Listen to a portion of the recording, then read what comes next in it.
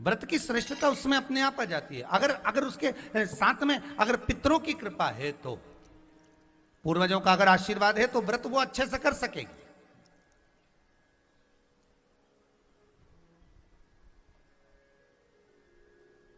और सहज भाषा में समझ लीजिए, बहुत अच्छे से समझना इस बात को, कि मान लो, एक सरल भाषा में आप और अच्छे से समझिए उसको, बहुत अच्छे से,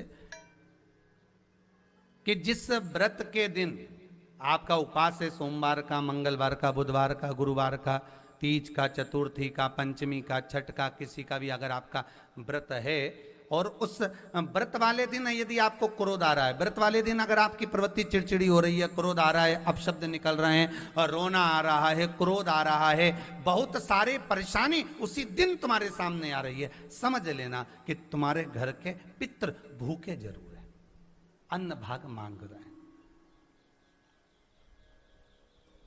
एक बात पहले भी कही थी, शायद आपको ध्यान में होगा, रात्रि को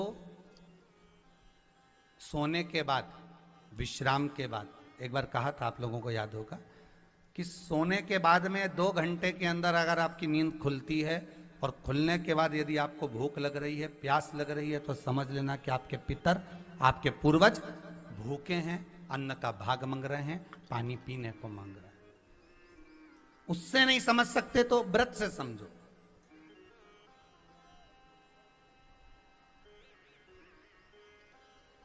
व्रत से समझिए।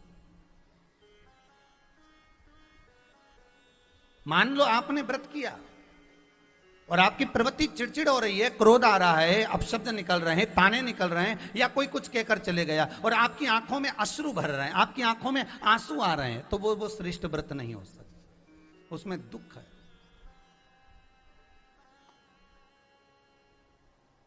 पुष्प ताजा है तो आप भगवान को दोगे, सही है कि गलत है?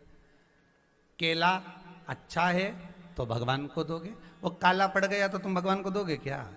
अंदर से गल चुका है तो भगवान को दोगे क्या? नहीं, आप भगवान को दोगे। कोई फल ताजा है तो आप भगवान को दे दोगे, कोई पुष्प ताजा है, अच्छा है, तो आप भगवान को दोगे। अगर पुष्प मुरझा गया तो भगवान को दोगे क्या?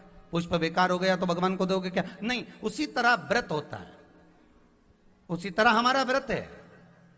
जिस व्रत में हमको क्रोध आ रहा है, जिस व्रत में हम चिड़चिड़े हो रहे हैं, जिस व्रत में हम अपशब्द कर रहे हैं, जिस व्रत में हमको रोना आ रहा है, जिस व्रत में हम किसी की बात का ठेस हमको पहुंच रहा है और हम क्रोधित हो गए, हम रो दिए, हम चिड़चिड़ हो गए, समझ लेना वो फूल मुरझा चुका है, वो व्रत तुम्हारा बेकार हो चुका है, उसको भगवान स्वीकार नहीं करेगा।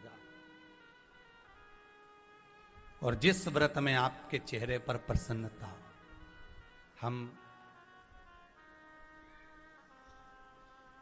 इस व्यासपीठ से कहना चाहेंगे कि जितने भी यजमान यहाँ कथा करवाने आते हैं, जितने भी यजमान यहाँ पहुँचते हैं या ऑनलाइन वहीं से बैठकर पूजन कर कर कथा करवाते हैं, हम उनको भी कहते हैं कि 7 दिन की आपकी शिव महापुराण की कथा है, 5 दिन की आपकी शिव महापुराण की कथा है, 9 दिन की आपकी शिव महापुराण की कथा है। शंकर की कथा, चाहे भागवत कथा हो, चाहे रामायण कथा हो, रामचरितमानस हो, चाहे गीता हो, जिस पुराण को आप बचवा रहे हो, जिस पुराण को आप करवा रहे हो, जो करवाने वाला होता है उसके चेहरे पर स्माइल होना चाहिए, प्रसन्नता होना चाहिए।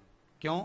क्योंकि इस पुराण को आप अकेले नहीं सुन रहे, इस पुराण को आपके पितृलोक में विराजमान पितृ पूर्वज भी श्रवण कर रहे हैं। जितनी आपकी चेहरे पर प्रसन्नता होगी उतनी आपके पूर्वज भर भर कर आशीर्वाद देंगे। 7 दिन तक, जब तक आप कथा का रसस्वादन कर रहे हो, कथा श्रवण कर रहे हो, 7 दिन तक आपके चेहरे पर अगर प्रसन्नता है तो पूर्वजों का आशीर्वाद आप पर बना हुआ है, आप पर